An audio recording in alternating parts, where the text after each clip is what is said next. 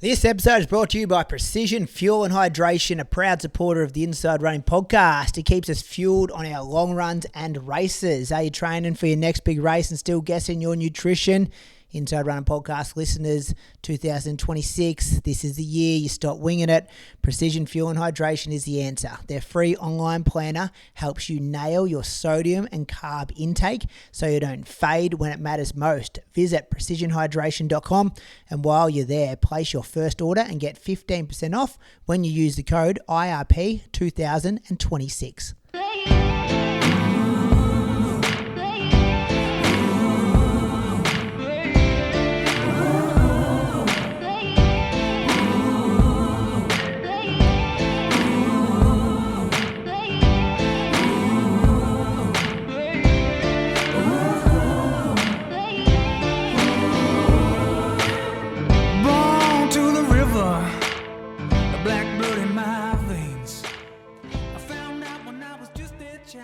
Welcome to episode number 446 of the Inside Running Podcast. A massive thank you for being with us for another week. Big show coming at you. Loaded agenda. We've got Diamond League to talk about. We've got the Sydney 10 to talk about. We've got Jells Park Relays to talk about. Great Ocean Road Running Festival, I think it's called. Moose was down there, so he'll be able to tell us all about that. Listen to question, Moose on the Loose, Whispers, and we'll preview some more Diamond League stuff that's coming up between now and next week's episode. Welcome to my co-host. He lives in Anglesea. He's a 2:14 marathoner. Welcome to you, Julian Spence. Thanks, mate. Glad I got that again, twice in one night. Yeah, we just had some rough internet issues when we were recording, but we're back now. So we tried to redo that. I feel like my first take was better as well. Nah, it sounded the same to me. Okay, that's good to know. My other co-host, Moose, it was like, how do I introduce him this week? Like, it's very, very hard to introduce a man who, although is not registered for the Masters category, organisation, association, whatever they're called. I'm still trying to get my head around this lingo. Not registered, but he did take down the Australian over 45 10K record on the weekend. Took it down by like 21 seconds as well. Obliterated it, like smashed it. But still is not registered, so we can't quite call him that. But he has worked out today that is, like, when you include Mona's time, he is the second fastest of all time. Bradley Croker, welcome to episode 446. Congratulations. I'm going to open a beer because we're celebrating tonight, Moose. You got some booze you're drinking as well? I'll clink my glass of wine. Oh, we got one. We got an Australian. After all these years. Congratulations, Croaks. Thanks, boys. A bit of carry on from you two, but no, I appreciate it. I was happy to bloody good run. I was happy to execute another good run, and I'm not claiming any national records, but may have moved up a couple of spots on the all-time list of the over 45s 10K times, which doesn't exist because there's other times exist, isn't it? The Masters organisation. I don't know. It's confusing. Like, even on the Masters website and their record sheet, like Mona's down there is like 30.05 from one of the XCR races, but he's run 30 flat at Launceston, which isn't in the record book. So I don't know, but I think we need to. I don't know. When I was younger, I didn't really rate people talking about Masters running, and now that I'm a Masters, I still feel a bit uncomfortable with it. Yeah, Brady, just would you call him the second greatest to ever do it over 45? Yeah, I think so. Behind Mona, like the legit way. Like, I know Steve Deneen was calling himself the greatest because he had the record, but now that we've seen there's times quicker than the record, and now we know that Croaks is number 2. Like, I reckon, and geez, imagine being second to Mona. It's like, you usually hear Deke and Mona in the same sentence, but hear Mona and Croaks in the same sentence. Household names, though. Household names now. Household names. It was a bloody good run. We're going to get into it shortly. But Croaks' life changed in the last 24 hours? Not at all. Other than race weeks, I don't sleep very well. So I'm much more sleep deprived than I would be if I had have just done a regular training week. Like, I'm terrible at sleeping, like the night, particularly the night before the race. And then last night I had a shit sleep as well. So looking forward to catching up on some sleep. NordVPN has partnered with the Inside Running podcast to offer you an amazing discount. Head over to nordvpn.com/inside running to get a huge discount off your NordVPN plan, plus 4 additional months on top of that. Think of NordVPN as your personal bodyguard for your online activity. It encrypts your internet traffic, shielding your personal information from those prying eyes and online criminals with state-of-the-art encryption. It can help you book flights and hotels for your next race, as well as when you're over there, you can connect to a NordVPN server in your home country and safely enjoy the content as if you never left. Wherever you travel, it's perfect if you want to follow local Aussie sport. With NordVPN, you can access all your streaming services from back home. Don't forget, there is literally no risk with your 30-day money-back guarantee. Give it a try, and if you like it, great. If you don't, they'll issue a full refund, and you can pretend the entire situation never even happened. Check out our link, nordvpn.com/inside running, to get your subscription started today. You can also find the information in the episode description and the link in our social media bio. Take us through a perfect segue to your training week, because you started hitting us up Wednesday, didn't you, Moose? Wednesday, Thursday. Don't think I'm going to race, boys. My Achilles has flared up. I was telling you, it's just phantom pain croaks. I was getting ChatGPT onto it. I'm like, you're making this up. You just want a bit of late week attention. And you were fine in the end. I definitely dodged a bullet, and it's a reminder of, I'll get to it, but it's a reminder that I have a really small window now of what I can work with, and I need to stay in that window because I was really pissed off at myself sort of midway through the week, potentially thinking that if I race, I could be on the sidelines for a period of time. But I'll get to it. So Monday, just did the one run, an hour, 4:22s. Tuesday morning, I still got out for like a double run. So I did 8K in the morning and then track session that afternoon. Weather was much better than the Thursday before that. So session was 1600, like tempo, threshold, 90 seconds recovery, then 4 by a K, 90 seconds recovery between the reps, and then 4 200s off a minute standing recovery. So I did the 1600 in 5:14, which is like 3:16 per K. My K reps were 3:06, 3:04, 3:01, 3:02. So solid, but off 90 seconds recovery, you never felt like you were digging yourself too much into a hole. So it was, about sort of the pace that I wanted to run, maybe a little bit quicker. But there's no way, like on Tuesday night, I thought to myself, even running the first 3:06, I'm like, there's no way I could do like another 9 of those straight with like no recovery. But it's the lesson. Yeah. We all say this. You shouldn't be able to.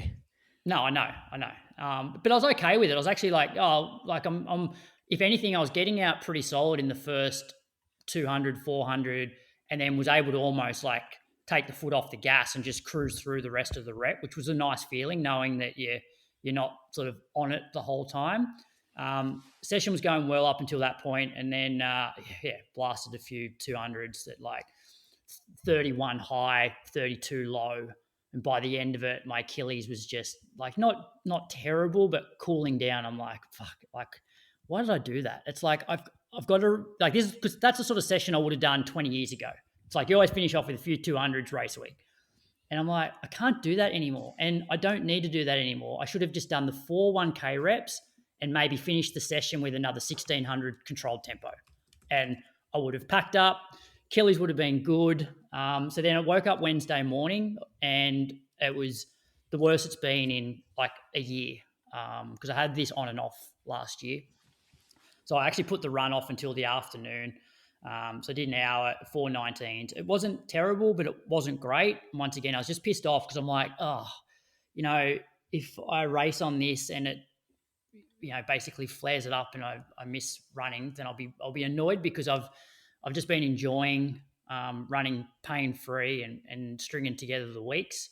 So that's probably the point where I'm like, boys, I might be in a bit of trouble here. Thursday, I ran in the morning, just 10K. I did that on the treadmill just to keep things flat and controllable. So that was just 13K an hour, so 4:37s. went to the gym that afternoon because I thought maybe I'll do some like bit of calf stuff because that normally like some heavy calf work often helps my Achilles. And then I saw Jimmy Barker Thursday night for some treatment. And so I asked him his opinion and he said, look, if it was a 3K or a 5K, then yeah, like maybe you're probably better off skipping it just because of the intensity and the load going through the Achilles. But he's like, at 10K sort of effort, you'd probably be okay. So then on the Friday, I jumped on the treadmill and did a bit of, and I was going to do this regardless. I was going to do a little bit of light sub-threshold work on the Friday because I sort of heard Marius talk about this where they do like a hard session sort of 4 days out and then either the day before or 2 days before they do a bit of light threshold because it is a long time from Tuesday through to Sunday without any sort of intensity. So titled this one the Captain's Run / fitness test. So I did 3 5-minute reps off a minute recovery, 1 rep at 16.5K an hour, 2 at 17, and then did 1 3-minute rep at 18K an hour. It was like a 1 out of 10. I then started to think about changing my shoe choice for the weekend because originally I was like, I'll use the Puma Fast R's, and I'm like, well, maybe that's a bit more aggressive on my Achilles than say the Alpha Fly 1. But I haven't worn the Alpha Fly 1 for months, so I did that treadmill session in the Alpha 1s, but I ended up going for the Puma shoe in the end. So that was Friday. Saturday, I then got out for 8K in the morning in the Mega Blast, and I felt absolutely amazing. Achilles was, not really noticeable at all, and I just felt poppy and sort of ready to go. So that was 8K at 420s. Drove to Sydney that afternoon with Rob, Liam, and Elliot. And we stayed at Homebush, so it was really handy to sort of wake up in the morning and just walk across to the track. So that was my training week up until race day. I think we spoke about last week. That listener question was about what do you do for a warm up so you don't feel shit house for the first sort of 4K. So I did something a bit different. I've never done this before, but I did like a 20-minute warm up. Went and changed my shoes, had a little bit of stretch, something to drink, and then took everything that I needed with me. And I went out and did a 5-minute sort of threshold rep. And so this was 20 minutes before the race. So I finished at 15 minutes before. So I did 5 minutes at 3:17s. And I felt pretty good. I was like early on, it was probably closer to 3:50, like somewhere between 3:10s and 3:15s. I'm like, oh, this is probably a bit too quick. It probably doesn't need to be this quick. But I'm thinking to myself, I only need to run like 5 seconds a K faster than this for the race, and this actually feels pretty comfortable. And then just did a few sort of half-assed strides in that last sort of 15 minutes. And then the gun went. It's pretty chaotic because you run pretty close to one full lap around the Olympic Stadium, and everybody's trying to sort of get the inside because you can run a lot further by running wide around that stadium. So everyone's trying to get the inside lane, and people are, it's like start of race. Everyone's going super quick, and I was conscious of just making sure that I didn't ruin my race in that first K by being too keen. So felt like it was going a bit too quick, maybe 500 meters in, so just dialed it back a little bit. Watch beat at about a K, and I saw like 3:02, and I was like, or 3:03, something like that. I was like, probably a bit quicker than I was expecting to go, but this feels pretty smooth. And then between 1K and probably 4K, there was this nice little pack that I was just sitting on the back of, and I wasn't getting spooked by the pace because I'm like, okay, it is probably a bit quicker than I expected, but it feels like really comfortable and in the right sort of rhythm. And if it does feel too hot, I'm willing to let the pack go. And so it stayed that way till 4K. So I heard like a 3K split. I think Gary Howard might have been at 3K calling out, and it was like 9:15. I was like, oh, it's pretty good. And then the pack sort of disintegrated around sort of 4K. Got to 5K. There was a clock there, and it was exactly 15:30. And at that point, I'm working, but I was sort of pleased the fact that a couple of months before I'd run 15:10 on the track, and here I was going through 15:30 and not feeling like I'm completely cooked. But about a K after that, I was on that, that feeling in a race where, all right, I've got 4K to go. I feel like I'm on my limit.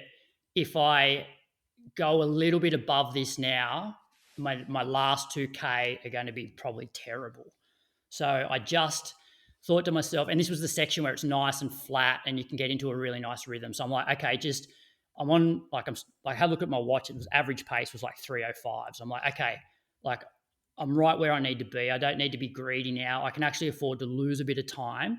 So just dial it back. And I felt like I dialed it back a little bit, but over the next 2K, my average pace just didn't really change, which gave me a lot of confidence. And I kept trying to remind myself that one of the advantages of being old is that, yeah, it hurts, but when you're young and it hurts, you start to leak time because you don't have the strength. And I'm like, okay, I'm hurting, but I think I probably won't slow down as much as others. And then I got to 2K to go, and by this stage, I'm hurting pretty hard, and I'm just thinking to myself, okay, it's like a 6 minute treadmill rep. That's all that's left. But the problem from 8K to 10K is probably the hardest part of the course, because you have this gradual climb from sort of 8 till 9, and then you have a windy section in through the stadium. I got to 9K, and I was very cooked. I'm like, okay, I certainly don't have a kick down over this last K. And then, so the last K, I was pretty much just doing everything I could to get to the finish line. The last kilometre, I wish they'd sort of just fixed that up in the stadium, because we used to come, Brady, I think when you did it, you used to come in and run like 300 metres on the track, whereas now you sort of come through the gates and you turn left and you wind your way, and then you come down this chute, and it's a really sharp bend, and you've got maybe just under 200 to go, but it really affects your rhythm at that point in the race. So you're already fatigued. So if it was early on in the race, you sort of zigzag through there and you're fine, but you're already fatigued, and all you want to do is find some sort of rhythm to the finish line. But all of these like little twists and turns just affect your ability to sort of just keep that momentum going. So I didn't really have too much of a sprint down the straight, but I was watching the clock, and it was like getting closer to 31, and it was sort of right on. I wasn't sure if it was 30, 59 or 31, but I was pretty relieved to get to the finish line. And it was probably the only disappointing thing was I was just lacking a gear in the last K to just close out strong. But yeah, I can't. Nah, I can't be disappointed. Like my splits, I was 15:30 and 15:30 basically. Like, I've just got them open now. 15:29. So you're taking gun, or we taking net? How close were you to the front of the race? No, I was like second row. Yeah, okay. So I'm happy with either. Net's got you under, gun's got you on 31. So. During the race, Croaks, how was the racing within your race? Yeah, I guess that's one of the things now, because I'm so old, I don't actually know a lot of people that I'm racing. Whereas back in the day, you sort of knew everybody, and you're like, oh, there's such and such up the road, I'm going to like pick him up. And whereas now I have some young kid next to me, I'm like, I don't even know who you are.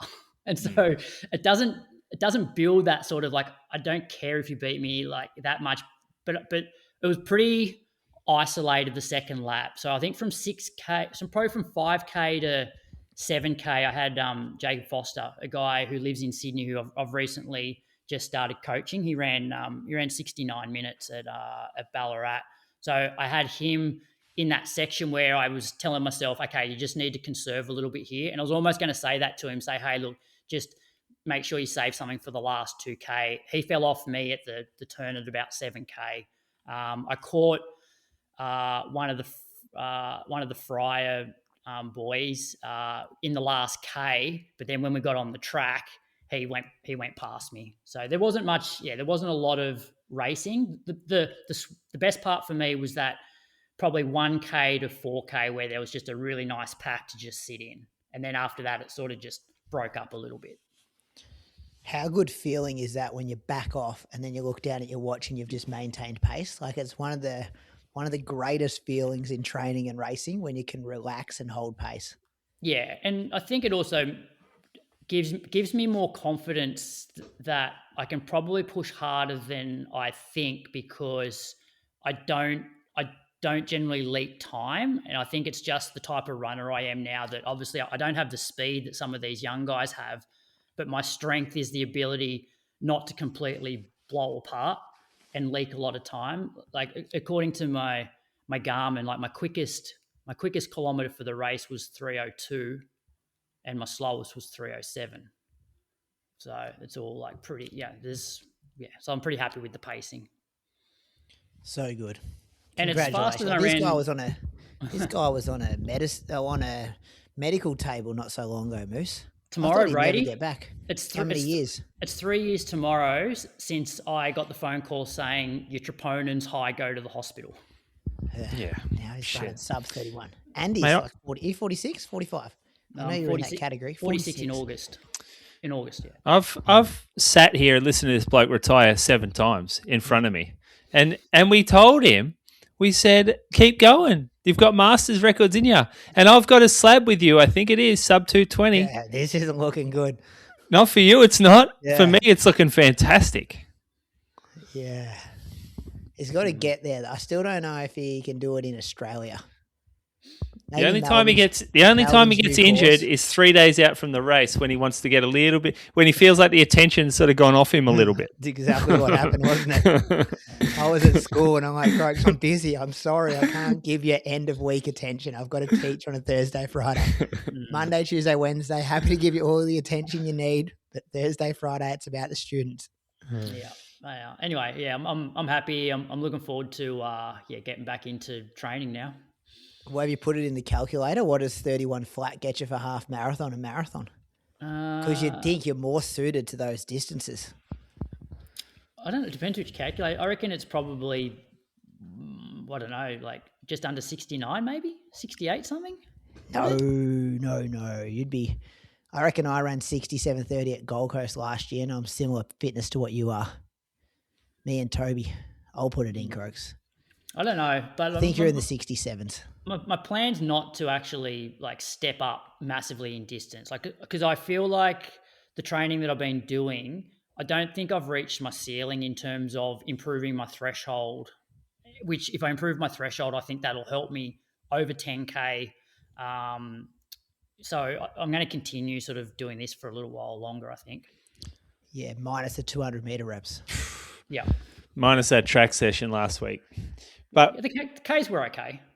The bike, your old friend, the bike. Yeah. At the moment, you know, that was the one comforting thing when I was thinking to myself that maybe I'll have to do a bit of rehab on the Achilles and not run. Was I now have the option of jumping into the garage on a bike, which I was actually okay with. The Achilles has pulled up fairly well, so I don't think I'll have to do that. But it wouldn't have bothered me if I, you know, for example, I could only do like some LT1 sessions running wise without flaring up the Achilles. And then I could do a little bit more intensity on the bike or something like that. So like the bike, I don't plan on using the bike unless I have to, because my body's been handling 150K weeks. And I still think running is the most specific thing and is going to help me. But I'm not against using it if I, you know, pull up, if I have a bit of soreness or whatever. Yeah, I think you're in a real danger time with this Achilles popping up like that. You've run your race that you've trained a while for. That was like the big goal, I guess it was. I mean, as far as we know, that looked like a big goal for you. I would be careful coming out of that. I thought it was perfect time today to have a day off, like just to recover. Like it's a real scare. You had everyone worried. You got through the race, but even like you were worried, you said to us, I'm going to jog the warm up and see how it feels before deciding if I race. Like to me, you got through the race. Amazing. That's awesome. Let's look after this Achilles now, perhaps maybe. Yeah, it has got better. It's actually got better since like Saturday. So I had no real Achilles pain this morning at all. So that's good. I guess the good thing about the way that I've been training is that pretty much all of the sessions don't really load the Achilles up too much because it is very comfortable. It's only that one session a week where I would push things a little bit, but this week there wouldn't be any of those intense sessions. So I've pretty much got 2 weeks from the race until I do anything that's, you know, relatively high intensity. And even then it's not like 31-second 200 meter reps. that stuff's done. Were you racing someone? Were you on the track with bloody... Yeah, what were you thinking? Did you think about Jess and Claudia and that fall that happened on the track? What was going through your head when you peeled onto it? Because you finished pretty high up. Like, you were 18th. I was 18th. I, like a lot of people, like, delayed the long run so we could watch it. Watching the footage, I'm like, here he is. The thing I thought the most about the track was how nice it felt. It is so spongy and soft. It's it's a great surface. Okay. And I wish I didn't have to run 180 meters to the finish line. I wish the finish line was here. Feels like 2K away, doesn't it, at that stage? Yeah. No, it was a good day. Oh, that's good. 68 low for the half marathon, 222 low for the marathon. That's the conversion. So the slab's safe, Moose. Yeah, but has this bloke ever had a bad marathon? Can you remember him ever having a bad marathon? Oh, Melbourne wasn't great. Wasn't bad, though. Hasn't he only had one good marathon? Hasn't he only been under 224 once when he ran like 217? I think he's only run 3 of them, right? Yeah, that's the thing. I haven't run many marathons in my life. Doesn't matter. He still only ran one good one. I reckon 224 in Canberra in old shoes is pretty good. I thought I thought you were pretty good at I was pretty happy with that Melbourne one. I thought you ran all right. No, it was like a 226 or something. Positive split. Yeah, but he wasn't that fit back then. No, not like that he was is. the old Croaks. This is the new Croaks. Well, to put it into perspective, so I did the same race 3 years ago. So the week before I had the heart stuff, and I ran somewhere between 31:20 and 31:30, and I was definitely training harder than I have been in the lead up to this. Oh yeah, this whole new training inspired a lot of people. Some good evidence. You're happy, like hats off to you. Set up your life in a good way to be able to train like this. Positive, happy, getting results. Been a great guinea pig for a lot of people out there. Yeah, and geez, how funny are our listeners? Like when you see the social media comments and the Strava comments, we've got some real funny people that follow this show. I appreciated some of the comments coming in yesterday. About the one that's like Sebastian Salway has a poster of Croaks on his wall. That was one of my favourites. No, there is actually some very good stuff on there. There's some great stuff.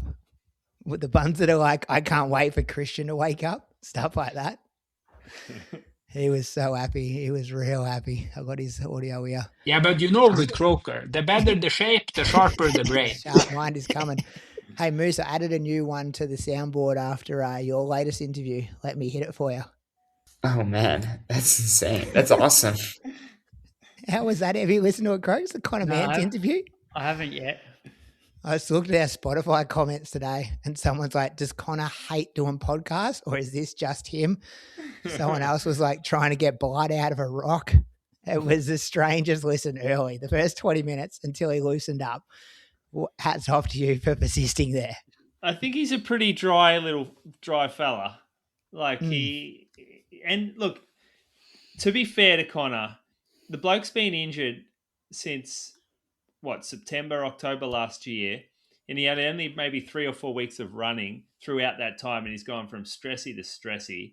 And here I am, some bloke from the other side of the world, getting on and asking him questions about his injury and whether he's messing his training up, basically. Like, I would be I wouldn't be given too much on that either, but that's his job, though. Like, bloke gets paid for it. But some people, like Conor, they're so good. Him, Galen Rupp, they don't have to do interviews well. Like, they're out there breaking American records. That's how they earn their money. It's the tiered down ones that needs like a little bit more entertainment value. Charisma. Do the circuit a bit more that need to they need to hustle. They're on the hustle. Yeah, that's why it was so good to hear like an hour interview with him. Like, although it was awkward listening, it was interesting listening. Like, you're not hearing that anywhere else. Nah, well, I didn't really listen to any interviews with him before. Maybe one I did for about 15 minutes, and he was way more up and about because he was recapping his American record. And so I thought, this guy's a pretty positive dude. Like, he's got a bit of energy. It shouldn't be too hard. And maybe after 20 minutes, you should have changed tack and said, So tell us about your American record. He Just did. kidding. That's when he started to loosen up. I did. All right. I pretty much worked out this was not going the way we really wanted it to. So let's ask him about some fun stuff. I just loved the way that he answered with like, "Oh man." Like you'd be like, "Do you like sports?" And it's like you've asked him the most difficult question ever, and he has to like, "Oh, man, that's insane. That's awesome."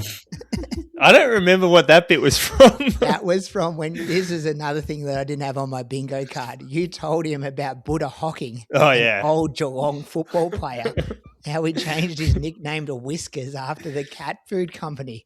Changed his name to Whiskers. Here's the American record holder hearing a bullshit story like that from you. And that's the most excited he got in the whole interview. Oh, man. That's insane. That's awesome. That is a good story, though. Knowing Moose, I thought it was in response to Moose telling him that he went to the World Championships. No. Man, so, that's awesome. So he called Moose Brady in the first 5 seconds. He didn't know who Moose was. Nomeo stitched you up there. They should have said, "This is who you're doing the interview with. He went to the World Champs. He's a decent runner." You know what? That's Zach's job. Zachar actually threw us under the bus a few times this week. Oh, it's a tough week last week with scheduling interviews. Tough week for Zachar. Hasn't really got the time. Hasn't got the time zones really worked out, or he hasn't worked out how to use Google yet, Zachar. Well, it's coincided with him making a return to racing. Maybe he's focused. Maybe he's going all in on the running. Priorities. Nervous. He was very nervous, wasn't he?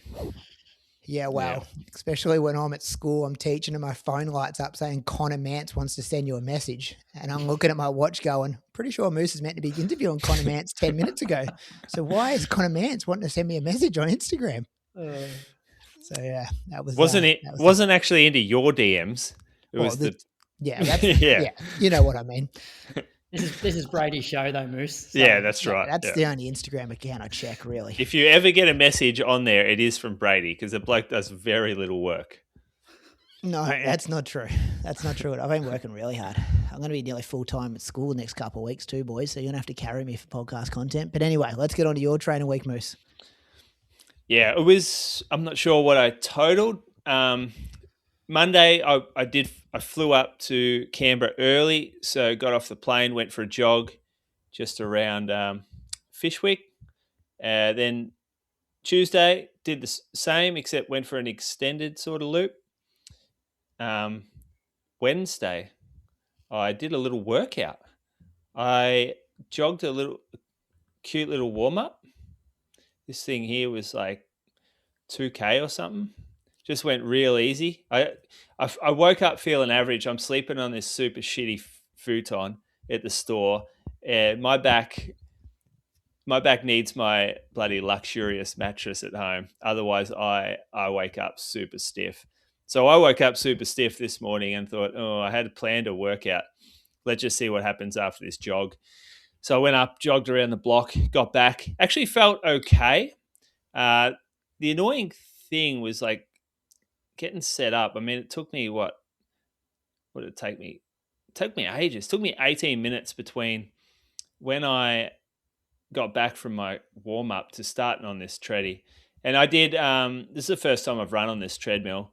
So I'm not sure how calibrated it was. And I still working out the buttons on there. So there's a couple of reps where I accidentally hit cool down instead. I thought they had like this little, cooling temperature on the screen. And I'm like, that must be the fan. And so I hit that and it took me into cool down mode mid rep. So that was a pain in the ass. But this was not fast. The Coros, I didn't bother plugging the values in, but I was putting this treadie on about 16.8, 16.9 and just doing 6 by 3 minutes. After the Sunday run, my knee was a little sore. That's why I hadn't run longer than 40 minutes or so the couple of days before. So I did 6 by 3 minutes. Actually felt fairly good running. Geez, I enjoyed going fast. This is the first half workout that I've done since coming back. And I put some race shoes on, put the Puma Deviate Elite 4s on and got a bit of rhythm. I enjoyed the heart rate going up and felt like I was working, I was sweating and just running faster felt good. And then 3 minutes flew by. I did 6 of these and because I was running them fairly slowly. I could have easily done more, but I did get off and just go for a cool down jog, like 2K again to cool down. That day. I thought I was interviewing Connor Mance actually, but then I sat on the computer for maybe 20 minutes, and then Zaka sent Zaka a message and said, "What's going on, Zaka?" I said, "I reckon you fuck this," and he goes, "Oh yeah, I reckon I have too." And so that was my morning.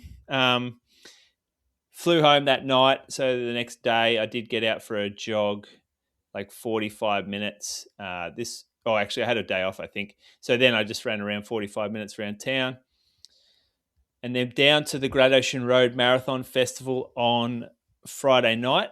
Woke up early Saturday morning, staying with Jimmy and Ben and Grace. Like we had a staff house. We were working down there with Shoe Socks and Morton Nutrition. They're sponsors. We were a retail partner, so we worked with those guys, which was really fun. Great vibe down here. So the race sale's out now. Apollo Bay just absolutely humming on the Saturday with the 14K races held, also the 6K race, kids race, and they have this waiters, like the hospitality race. So they put like a waiter or a barista from each of the cafes, and they have to like carry a glass of wine. Like it might be like 500 meters out or 200 out, 200 back or something. It's kind of fun to watch. I like it. And they can't spill it, obviously. It's just little things like that like they've been doing that forever. It sort of keeps the little bit of like culture and heritage about the event. This morning I ran with Jimmy and Ben Stevens. We got out pretty early. I'm going to say we left the house at like 5:30. And it was pitch black. It was kind of warm. I wanted to run a little workout. So I did 10. I ran out with them.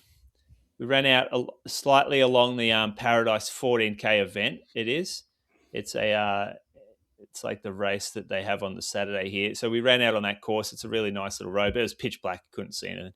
And on the way back, I turned around and I did 10 by minute, like we'll say 1 on, 1 off, but the offs turn into actual like stops because I could not get my heart rate down. It was not a good session. It was kind of scary actually. How hard it was for me to control my heart rate, especially like after the third or fourth one. Like it was taking me an actual standstill to get it back down to easy before I should go again. So I changed the workout. I was going to jog each rep, but I worked out that wasn't happening. So I stopped and I just kept the efforts at around the same intensity, the same pace, which let me just show you. Let me tell you, for instance, this was a minute on, 3:17, 25, 22, 26, 22, 13, 26, 23, 31, 20. Like this was not an impressive workout, and neither would you expect it to be, considering I have not run these for a long time. That's where I reckon, Moose, you need to do more of like the way you explain your session on the treadmill, where it's like, oh yeah, I did 6 of these. It was nice running fast. I could have done heaps more of them. You need to do heaps of that, I reckon, before you start doing these like quicker ones that really raise the heart rate. Yeah. It didn't. It was a workout of convenience because we're up at 5:30. I needed to be back in. I think the run was 45 minutes. I'm like, I want to do something before I get back to the house. So I just run a minute on, minute off. And that, yeah, my life has not been structured around running lately. Fartlek's great for that though. It's just like I got 20 minutes. How can I get bang for buck in 20 minutes, 25 minutes, whatever it is? You can do it in any shoe too. So I did it in the light spray. Don't really care about the paces. You just want to work it. Oh, the light spray. Yeah, the light spray. So first running them. It's a light shoe. I was in the dark. It's so hard for me to judge a shoe because I'm coming down real awkwardly because you don't really judge where the ground is that well. Yeah. So I feel like I need to give it another chance because I didn't actually love it during this workout. It's pretty rough on the shoe. That's the first run you give that shoe. Yeah, I know. A super hard session in the dark. In the dark, yeah. I know. Have you guys got this thing where it's like the shoe almost deserves fitness, perfect weather, no rain, dry roads, like the perfect workout for the shoe? I'm like that with that Nike one that I got given in Boston. I'm like, I'm not fit enough yet for this thing. Like, I just need to build a bit of fitness before I put my feet into this shoe. I was like that with the Alpha Fly 1, and it sat in the box for a year. Yeah. See, that's but sad. the first time I used it, I was like, oh my God, this is something It's worth else. the wait. It's worth the wait. So Respect your shoes. Boys, I put a shoe on in London that reminded me of that feeling. And it's been a long time since we've had that feeling in shoes, hasn't it? Where you put an Alpha 1 on, that feeling, where you just automatically think, oh, I could still run PBs in this thing. Like there's still a chance. Yeah. You will never get I know you're talking about Alpha Fly, but you'll never get Vaporfly. No, was it Vaporfly? Yeah, Vaporfly 4%. You mean the first one? Was it October? No, I reckon it was August 2000 and it was 17. a rainy year at Berlin. 17. You'll never get that again, that feeling. That did blow me away, though. I didn't. I remember exactly where I was. It's like, you know, when the big life events happen. Like, you remember where you were when, like, Princess Diana died. You'll remember where you were in your first run in super shoes. My memory of it, and I think this goes back to how stable shoes used to be before that shoe came out. Like most shoes weren't super high stack. The foam was fairly like firm. I remember putting this shoe on for the first time, and I'm like, oh, this is shit. Like I felt like I was on one of those foam. Remember, you know, those square foam mats that you stand on in the gym for like a bit of like proprioception on your ankles. Have you seen those? The blue. That's what I felt like I was running with one of those things on my feet because I just wasn't used to running in a shoe that was like that sort of soft and unstable. But if I put that on now, it would feel really stable compared to most shoes that I've run in since then. Yeah. I had the same feeling.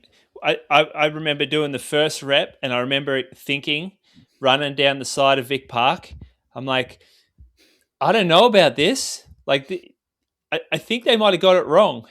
It's too high off the ground and it's too soft. And I don't think people will be comfortable in this. And then I did it was like a long marathon workout. And then I finished, I'm like, oh, that was easier than I've ever done it before. And I felt pretty good at the end, and my legs are like pretty fresh. Like there's something in this.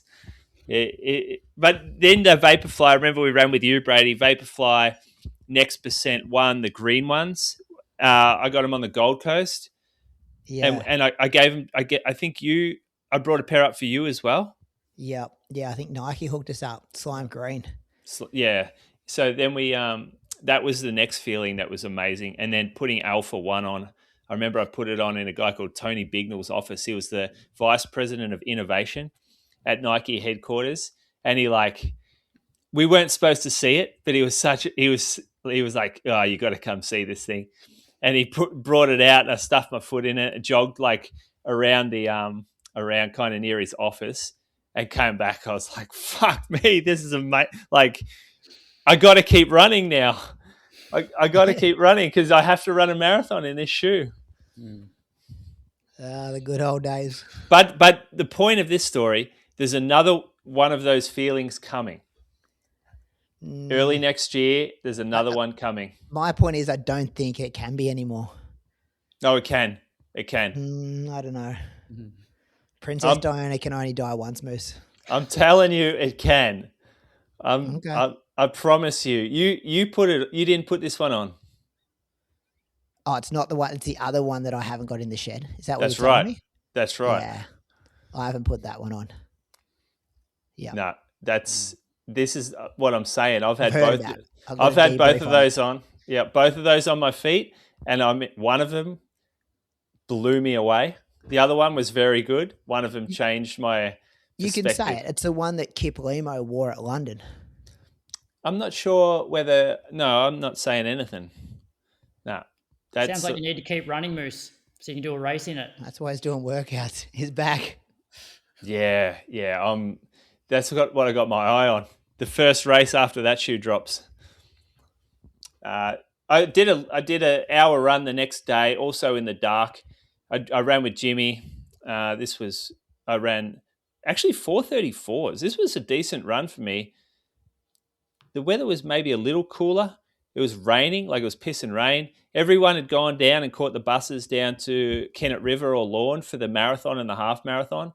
And we thought, we'll get out on the Great Ocean Road and the road will be empty.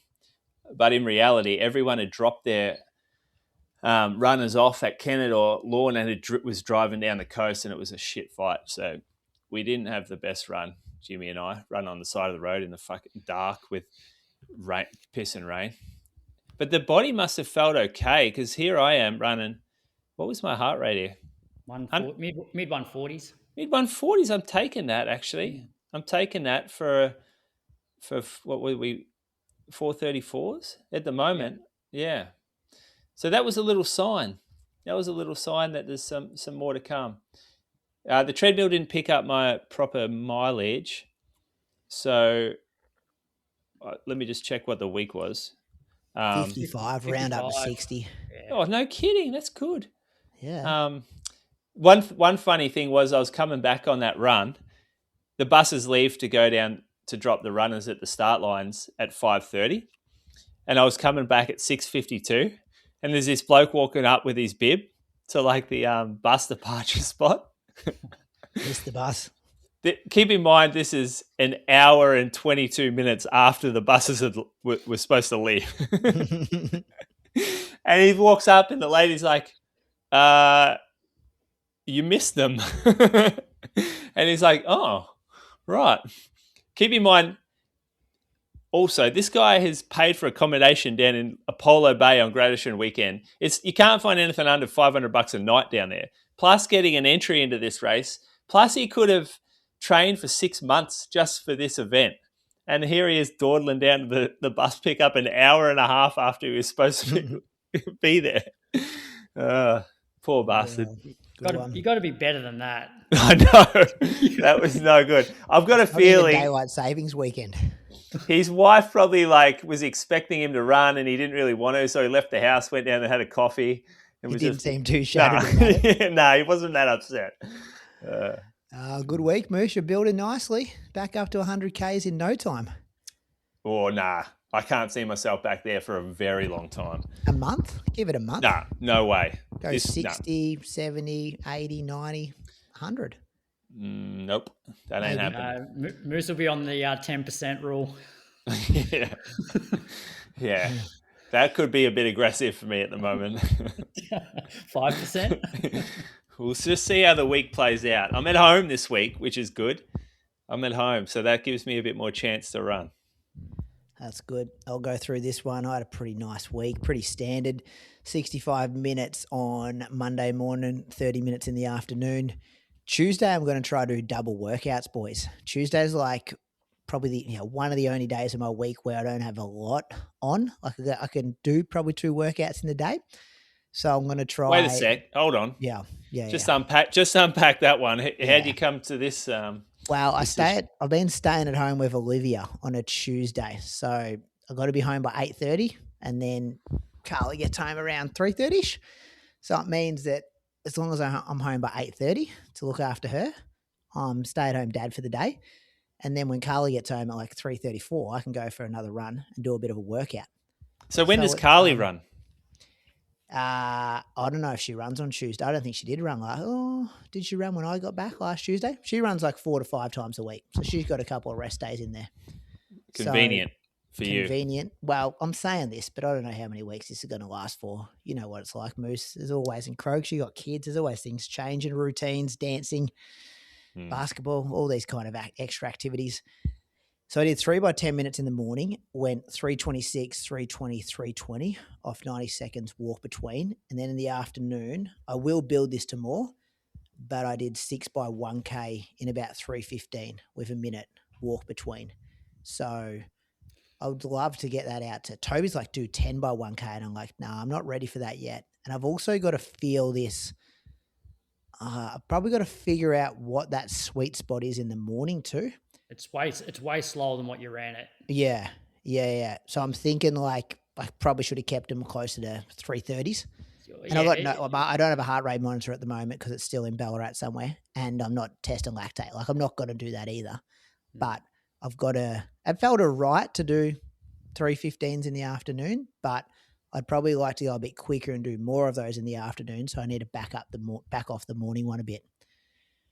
And I just said like it's good lifestyle to be able to work out twice, but I think I had like 23,000 steps up before I even started the afternoon workout. Like you're still busy. You know what it's like looking after a 4-year-old, boys. Like you're not sitting down in Normatex all day. You're on your feet. So you're talking pace, but you've had your values done. You've got you've had your lactic curve analyzed and put together. So you know your values. Like, why are you worrying about pace? I don't have a heart rate monitor at the moment. My heart rate monitor is still in my backpack in Ballarat. So I'm kind of like trying to work on that feel. Where like, it seems like, I don't know, it seems like a bit of guesswork for like, it's quite high risk to be doing this stuff. Just like going, I want to run faster in the afternoons. Two workouts a day. I don't think the goal should be trying to push your fast stuff in the afternoon. I agree, Moose. Like if you're doing 2 sessions a day, Brady, neither of them are hard. So if you want to run, but I'm just saying faster. Yeah, but they don't need. But I think 3:15. Do you think 3:15s is okay? Yeah. Okay. Yep. So according to Marius in his book, if you're doing this sub threshold stuff, like K reps should be actually run close to your threshold. Yeah. Like, okay. To keep that lactated sort of Which I think 3:15 would have been pretty close to that. Yeah, but you're saying you want to run faster, and I think if you then start rolling these in like 3:10s. Yeah. Okay. That's too much of a load because you've done the morning session as well. Yeah.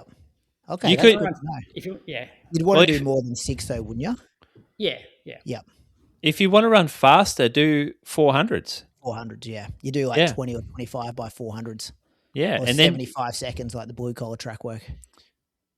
Yeah, or like probably about that. 74s would be about right. Yeah. 74, yep, 75, like exactly like you said, actually. And I was thinking kind of like alternating it. So like one week you do the PM session is K reps, and then the next week it might be 20 by 75 seconds where you might be running. So then would you go even quicker than 3:10 or would you keep it around about 3:10? For what, 400s or K reps? 400s. Well, you'll get quicker as you get fitter. Yeah. But I think if you can just handle this, you're going to get fitter. Like, I think you need to let the fitness come to you with this kind of stuff. And if you can complete the days, that's where the power is. It's making sure you're in the right zone for both sessions. Yeah. So, like, your morning ones, if you're doing 10-minute reps, probably need to be, especially early on, you're better off being more conservative, probably somewhere in the 3:30s to 3:35s. Yeah. You're LT1, aren't you, for the morning? Yeah. So even do the first rep at 3:40 and progress down to 3:35. Like, it's more of the morning's more of a primer for the afternoon, but then you need to make sure you don't get carried away in the afternoon one and you keep it at that still sub threshold. Yeah. Yeah, no, I like that. I'll do that. And then I think even like on my Wednesday, I did 60 and then 30 minutes in the afternoon, but I think then you're probably better off just doing like 40-40 or like 30-30. Like, I don't think you probably need to do 60 if you've had a massive Tuesday. So, yeah, that's what I did, 60 and then 30. Thursday, I did 67 minutes before school. Listened to your interview, Croaks, with Evan Jaeger. Jaeger. It's not Jaeger bomb. It's the opposite of Jaeger bombs. Jaeger.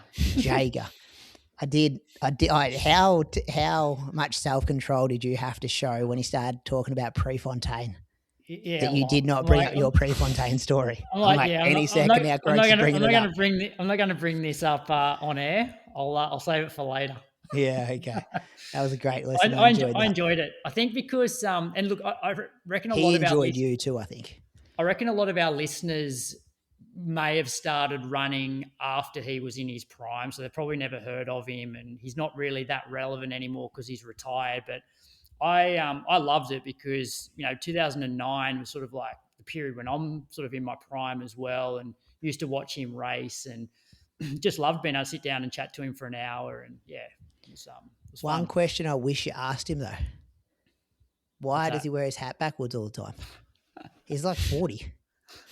That's like his trademark though, isn't it? Yeah, I didn't want him to treat me the way that Connor treated Moose. I should have done it. Oh man, that's insane. That's awesome. Then 30 minutes after school, Thursday, Friday. And this is why I want to do these big Tuesdays. So when it gets to like the second workout of the week, it's going to be like real half-assed 20 minutes, 25-minute fartlek, like just tick the legs over because, like got to get to work and the sunlight, like until I get back maybe on the treadmill. I don't really like doing workouts on the treadmill though at the gym. It kind of annoys me a bit. So I just did trailful fartlek again, 5, 4, 3, 2, 1, 5. Did some digging, Croaks. I found there was an article written about the trailful fartlek in March 2019. So like any concerns people have there about this trademark getting ripped off, like it's documented on the internet. What article? If you just type in trailful fartlek now and just articles come up back from 2019. Yeah, and I'm telling you that you made reference to it in episode 52, which would have been in 2018. That 5, 4, 3, 2, 1. That's the session that you like doing, Croaks. I thought I'd give that a go. I'll find the audio and we can play it next week. Yeah, okay. Send it through to me. So yeah. Anyway, that episode will go missing in the next week. You won't be able to find it. Just gets pulled from the internet. What about Strava? It tells you when you do your fastest 400 meters for the year now. Have you seen that? It's like, congratulations, you did your fastest 400 meters. That was good. Saturday was 70 minutes morning, 30 minutes in the afternoon. That Adidas shoe, was it Hyper? What was it called? Hyper Boost Edge. It is. It's up there with shoe of the year for me so far. Yeah. I love that thing. For this purpose, come off a workout on the Friday, got an easy 70 minutes. Just other than the ankle, like it comes up close to the ankle. Yeah. So when you take bends, sometimes you get a bit of like leans into your ankle a bit, but that's an easy shoe to run easy in. Yeah. I wore it today. The upper for me isn't great. The upper is a bit cardboardy and a little bit too loose in the heel. So see, I don't realize these things. No, but what they've done, like underfoot with the foam and that foam, just the feel and a little bit of a rocker that just like makes running easy. Yeah, it's good. Like I enjoy the midsole. I enjoy the rocker. My foot goes numb because I have to secure it because my heel slips. Because there's no last eyelet. Have you noticed? Like the eyelet's quite high up. Yeah. Yeah. And I'm talking real, like I'm running around housing estates on footpaths and roads. Like I'm not taking it a lot off road. Like I'm on a stable surface. And then Sunday was just 2 hours, rain the whole time, average 4:26 pace. Real, character building when you get to the end of your street and you're already drenched. You look down at your watch and it's at like 54 seconds and you got to go out there for 2 hours solo. Wore the bucket hat so I could still take my headphones. Listen to I listened to a podcast that was trying to explain like the budget changes from the federal budget last week. And that's like, don't put yourself through that, fellas. Solo long run, listening to budget changes. But I did have a situation and I was thinking, what would Moose and Croaks do in this situation? So I'm running through a kind of like bushy area and there's a nice bike just sitting up against a tree, like a giant adult male-sized bike. And I'm in, like, I ride Carly's bike around. We've spoken about this before. And I'm like, geez, I'm in the business for a new bike. Is it finders keepers? No. Okay. So where is it? It's up against a tree. Well, up against a tree, like probably 500 meters from the middle of a chuka. I assume it's been stolen on the Saturday night, and it's that's just right. Yeah. It's just up against. That's exactly what's happened here. It's just up against it's not hurting anyone. It's just sitting there. There's no one around. It's pissing down rain. This isn't Japan where you just leave bikes unchained everywhere. Like this bike is somehow against this tree pole. No, I couldn't take it. Geez, no way. Mate, some kid's lost his bike last night. You're going to pocket it. I didn't steal it. I just ran straight past it. But I'm just like, do I take it to the police station? And then if no one claims it, do I get to keep it? I was like, all these things are going through my head. Do I just take it home, put it in my shed and just check the community page every couple of days to see if anyone's lost a bike? the next person running past it might not be as honest as me, Moose. You donate that back to the police, mate, and say, here it is if anyone's lost a bike. Well, I didn't because it was pissing down rain. I wanted to get my long run done. Should post in the local community group, mate. Bike out here. Bike at the corner of bloody Moama Street. And Echuca Street. Yeah. We've actually got streets called that. Yeah. But anyway, there's a bike out there somewhere, hopefully still, if someone's lost one in town. 152K for the week. I think that was it. Something like that. That's a lot. It's big. Yeah, I'm trying to get fit. Really trying to get fit. Yeah. Croaks has inspired me. Boston give you a kick up the arse? Just the last, not so much Boston. Boston was fun. Boston was good. It was more just I just want to get training done like I've always mostly done in my life until I got injured last year. You know what I mean? That satisfaction of just train like an animal and drink beers, Moose. Oh, yeah, well, that's the old school running culture, mate, not the new school running culture. We'll get into that later. Will we? Okay. Let's thank some Patreon supporters, Croaks. I've got Tom Everts. He's from the UK and runs for Western Tempo. And according to his Power of 10 profile, he's run 15:14 at the 2023 Mid-Cheshire 5K, 32:34 at the 2024 Magor 10K, 69:43 at last year's Wokingham Half Marathon, and 2:36 at last year's London Marathon. Thanks for your support, Tom, and congrats on some pretty solid PBs there. Thank you, Tom. Who are you? 2:36 has got to go down if you're sub 70-minute half marathoner. Or just looking at me, I have Abigail Braw from, she's from Melbourne. I think she lives in the east of Melbourne. Strava is locked down. I do follow Abby. I think she's done a lot of cycling lately, maybe even some racing. We got some running results here. She was a run strong athlete, Hunter Athletics, I think, in the early days. I think she's a vet. A vet. 17:49 for 5K, 39:14 at the 2024 Run Pre 10K, 85 minutes at the 2023 Run Melbourne Half, and 3:02 at the 2021 Easter Marathon in Hobart. I do remember that day, the Easter one. Went down there with a crew. You guys remember when it pushed back from COVID? So it turned like it went to Easter? We went the year before, Croaks, 2020. I reckon we met Abigail that night. Yeah, I reckon we did too. Yeah. Were we there 2020, was it? Yeah, that was a good trip, just before COVID lockdowns. Oh, my body was in a bad way at that time. Yeah, I smashed you that day over the half. Oh, yeah. Put minutes into you. They were the good old days, talking about those. Hey, you're talking about a pensioner here, nearly a pensioner. Abby, she's peppered 3-hour mark a few times, I think. Unfortunately, hasn't got under, but you can blame her coach on that. 3:02 in Hobart's worth sub 3 somewhere else, though. Well, I think the plan was that it would just happen after that, but it never just happened after that. You all ran slow that year too, didn't you, Moose? Like you and Ali went down. Wasn't a fast day, was it? No, I think it was a bit of wind, yeah. I think there was a bit of wind. Can't remember what I ran. 68 something. 67 or something, yeah, 68. I'm going to thank Marcus Witcher. His Strava bio says he's from Doncaster East and Ocean Grove.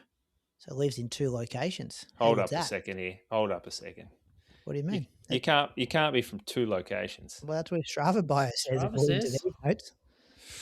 He's ran 17:43 at the Warringale Park Run, 37:28 at this year's Carmen's 10K, 82 minutes at the 2024 Burnley Half Marathon, and 2:56 at last year's Melbourne Marathon. We think he may be a principal or the principal at Millgate Primary School. Big dog, principal. That's the end of the road for teachers, isn't it? That's the top tier. Can't get higher than that. Yeah, no, you go to the department after that. So everyone that works at the Department of Education is above a teacher? Is that what you're saying? Not above every principal. I'd say really principals of some big schools that have got more important jobs than being at the Department of Education, depending on your role at the department. Really? It's looked up to like that, the department? Principals is looked up to on your school size.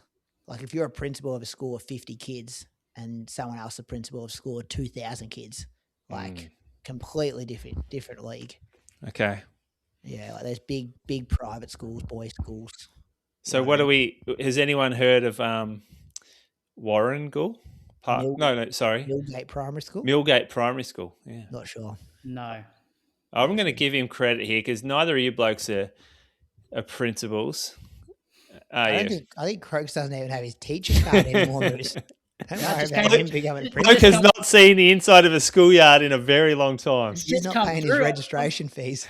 No. It came through today. I'm going back, boys. I'm going back for a week or 7 days. Are you sure? To keep your registration or something? Exam supervision. Oh, man, this guy's clocked life. This bloke.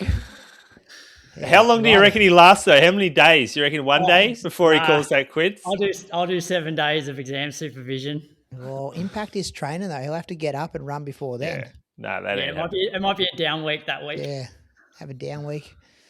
Thank you to our Patreon supporters. We have the Road to Somewhere team there teed up to go this week. The UK Monthly boys. I did say that last week, but they had a scheduling change, so they'll be this week as well.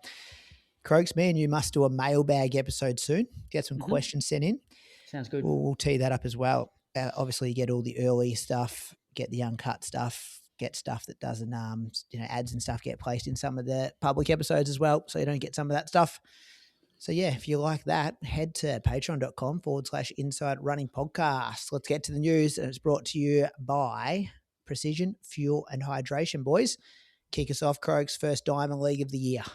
Yeah, so this was Saturday night, our time. I didn't stay up and watch it. The only result I had before I went to bed was the women's 5K, which was not a Diamond League event.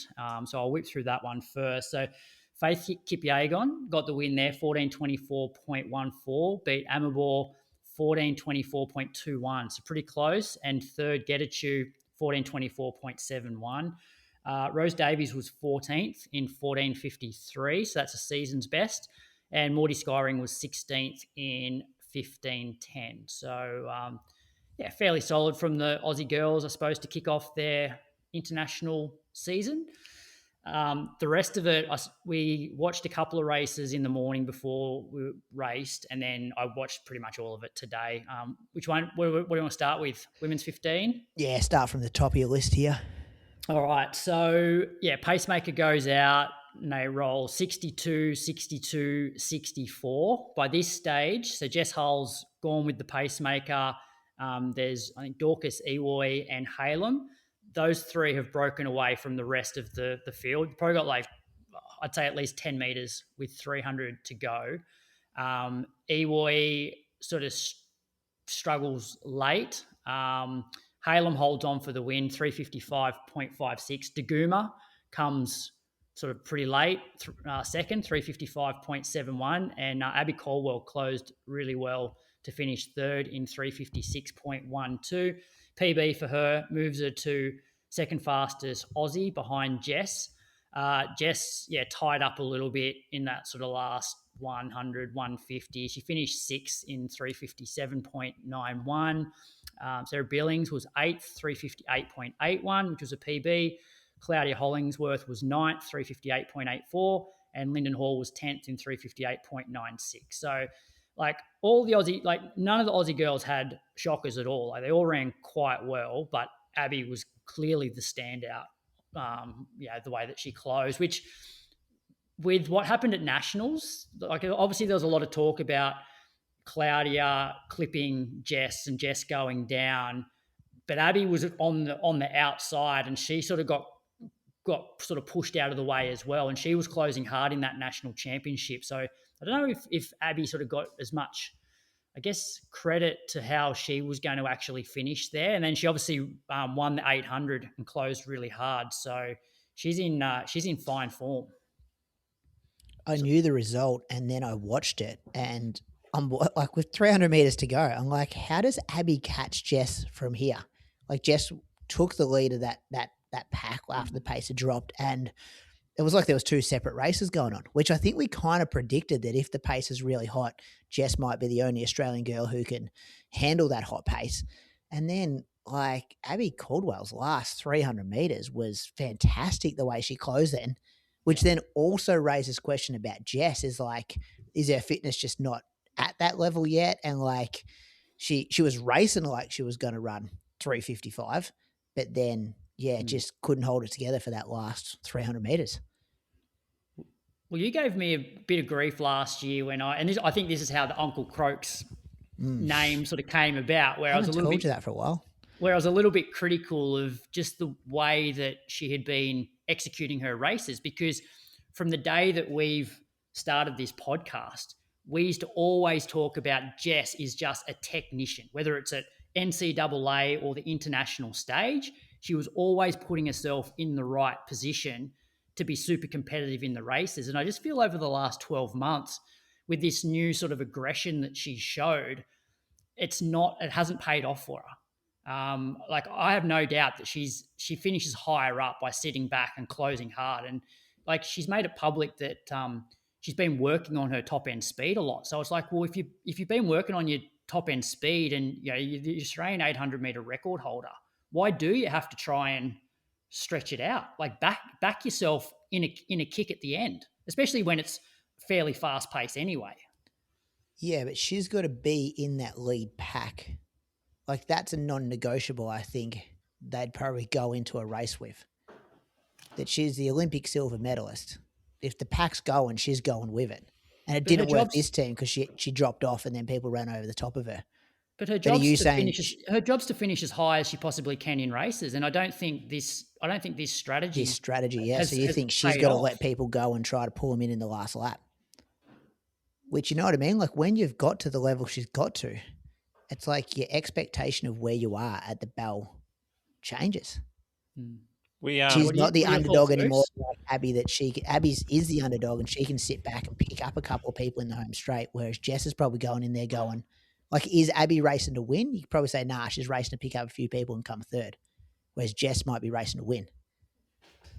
There's no point racing to win and finish sixth when you could actually go out a bit more conservative and finish second or third.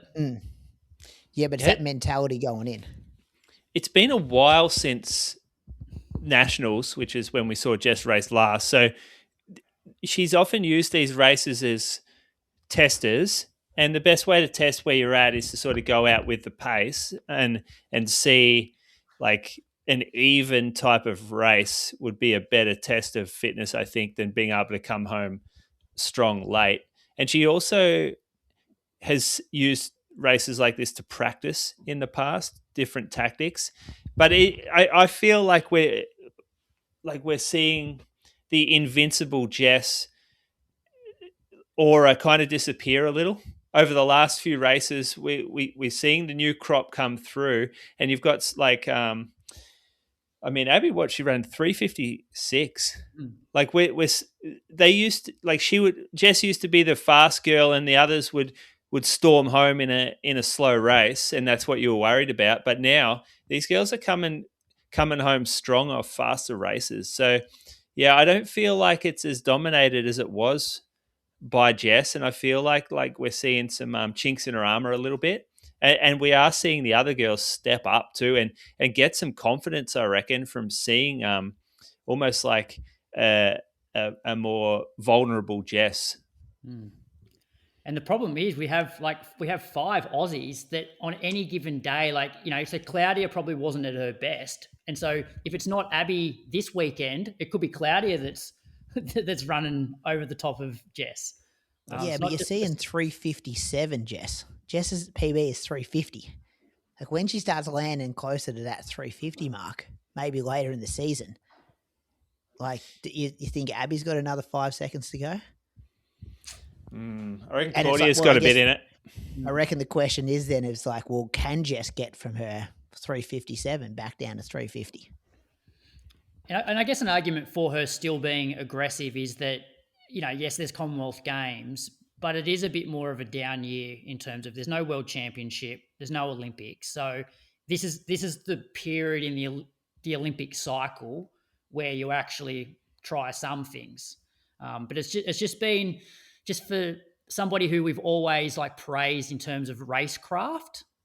I'd say over the last 12 months, like, yes, she still won, world championship medals, but I just don't think that racecraft's been quite as good as it has in the past. But, so move to the men's. Just hang on. Before you move on, what does that do for the team selection for Com Games?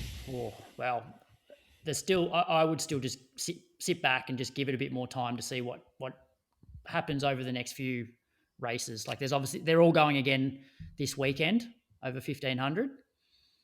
It's so that, you've got Abbey. It has to be Abbey, Jess, and Cloudy at this stage, doesn't it? Yeah. And look, you can't leave Jess off the team. Oh, but Billings beat Claudia. Yeah. Claudia's on, yeah. But So Claudia's on the team. Sorry, yeah. Billings was second at nationals, but I don't think you can. I don't think you can place much weight on second at nationals this year, given what happened. Because I don't think Billings finishes second at nationals had it been a clean run. Like, I think Abbey and potentially Jess would have been in front of her had nobody fall. Or nobody fell, sorry. Yeah. Anyway, men's 3Ks, this was great. So Mohamad Abdilaahi from Germany, he broke the German national record to get the win in 7:25.77. He gapped the field in the last K, probably had, 10, 15 metres going into the last lap, maybe more. Reynolds Chariot was second, 7:26.11, couldn't quite run him down. Almgren was third, 7:26.48, which was a national record for Sweden. And Seth hung tough, hugged the rail pretty much the whole race. Like, I think it was a really smart run from Seth. And he finished 11th overall, 7:29.49, which moves him to number 3 all-time over the 3K for Australia and number 2 outdoors behind Stewie. Good run from Seth. Oh, very Great good. run from Seth. Very good. Second all time. Did you say what you just said? So second all time outdoors, third Aussie for all 3,000 meters because Cam ran fast indoors. Yeah, wow. It's so good seeing him in this situation too. It's just like loaded, fast. He doesn't have to do the work. Just jump on there, Seth, and hang on, and you're going to be rewarded. And he was. Yeah, we've been waiting for him to get in these races, haven't we? Yeah, and now he's there. And that will keep him there. I'll tell you what it does is think of, so if somebody's running 7:29 for 3K, what are they running for 1,500 and what are they running for 5K? Like, he's going to run fast over both of those distances based off that. He's 5K this weekend coming to, isn't he? Oh. Yeah, like there's a chance he goes under 13. Good break Australian record this weekend. Look at Stewie. He's a second behind Stewie over 3K, and Stewie was, Stewie's what, 12:56, 5. Yeah. So yeah, and guys that are running sub 7:30 over 1,500 are probably running what, 3:32, 3. Like, I would also say that he is a little bit more tuned for the 5K. Yeah. Like, as a cross country kind of heritage runner, and he's never sort of had that. Like, we haven't seen him in 8. He hasn't come up from 8s. He's come down, if anything. So it suits him that little bit more. Yeah, I can't wait to see the 5K this weekend. Another impressive run by an Aussie was Luke Boys in the men's 800. So he ended up right behind the pacemaker. When the pacemaker, the pacemaker got away from the rest of the field. So Luke was pretty much 5 meters behind. Pacemaker pulled out at maybe 300 to go. Luke held the lead all the way into the home straight and was still really strong. He finished 4th overall, 144.16, which was a PB, and moves him up to number 4 fastest Aussie of all time. Mark English got the win, 143.85. Ketho Bogiel Hangura from Botswana was second, 143.89, and Brandon Miller was third in 144 flat. So great run from Luke as well. Yep. Yeah. Yeah, we bat above our weight, don't we? Just 5 Australian females in that 1500 going under 4 minutes. Yeah. And I know it's early season for us, so we can get over these ones and we're kind of peaking a bit earlier. But then you chuck Seth in there, chuck boys. Got the girls. Pete Bowl was meant to run the 800, but as he was heading to the airport, his wife said that she went into labour. That's what they said on the telecast. So he didn't end up travelling and racing. Went back home. Yeah. So, but this is why the Diamond Leagues for us now are so good. Like, how many years for so many years there was no reason to get up and watch Diamond Leagues because there was hardly any Aussies competing.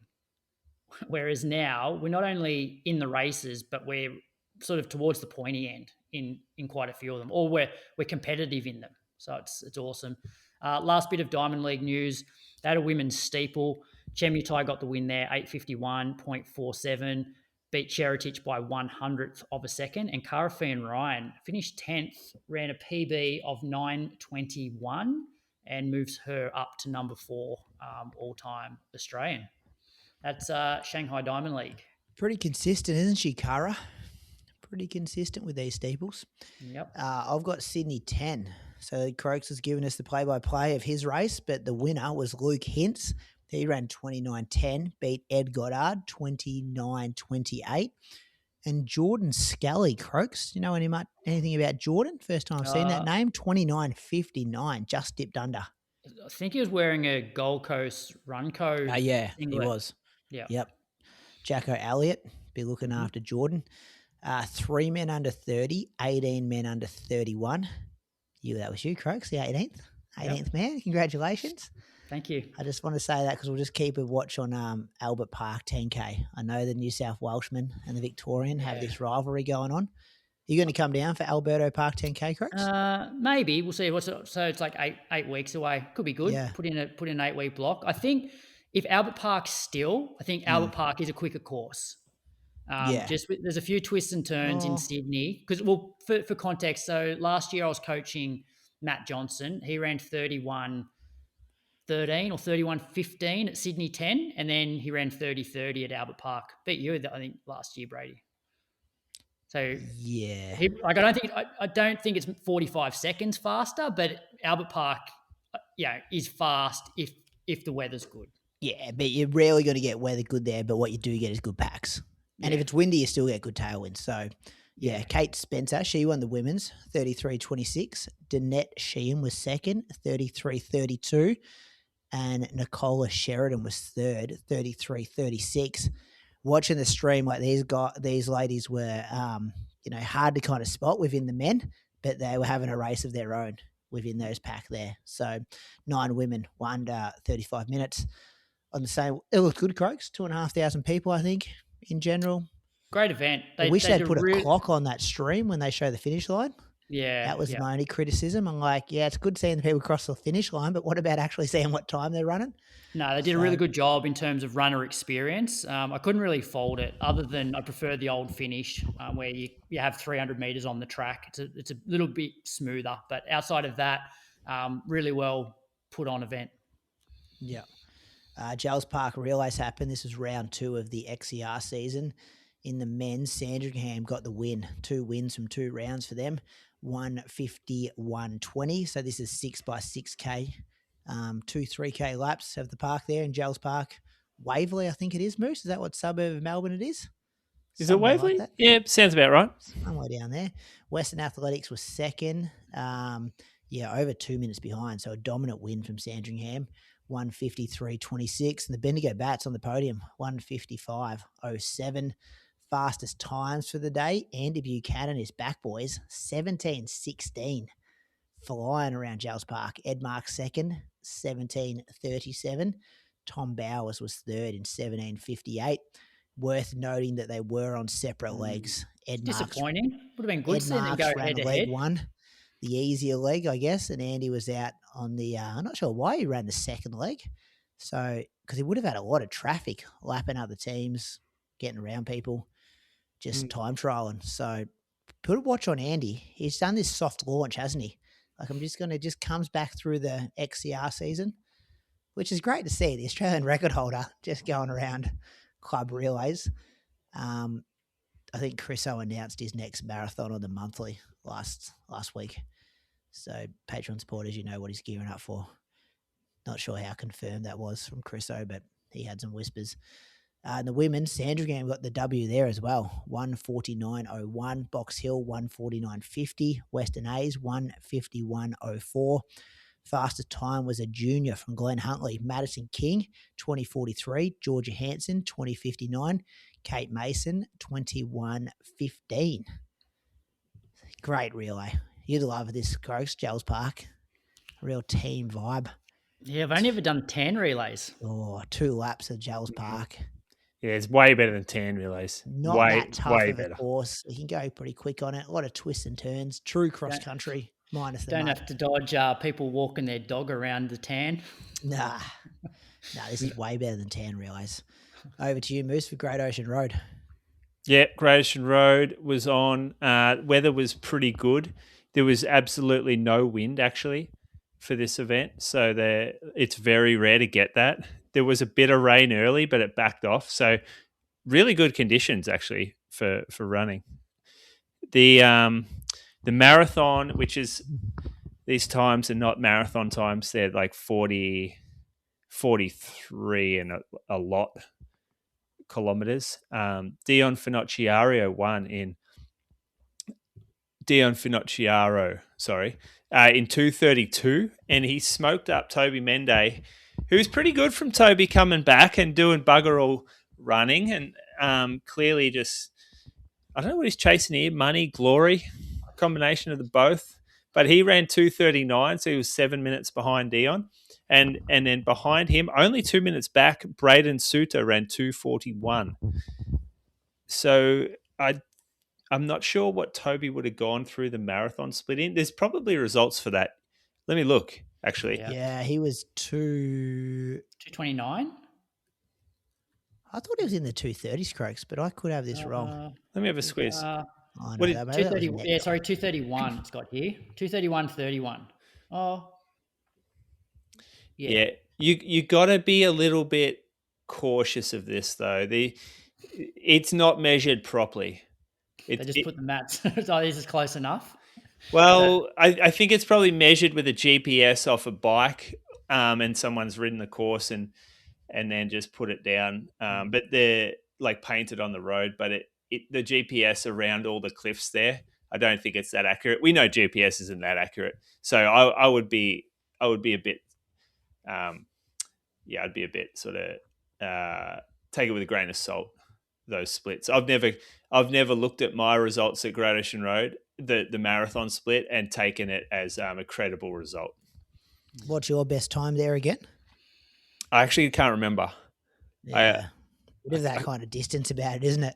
Yeah, it doesn't really matter because even since I ran it, they changed where the start line was.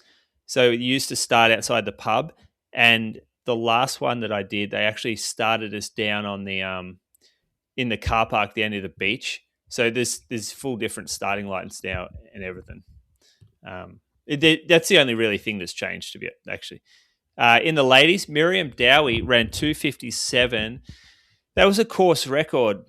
So this race has been going for a long time now.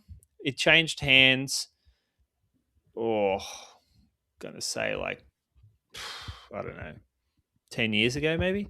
And I'm not sure if the old records were remembered or not. I can't remember, but so Miriam's, she's the official course record holder, 2 hours 57. Pretty close actually. Lauren Marino was 2:58.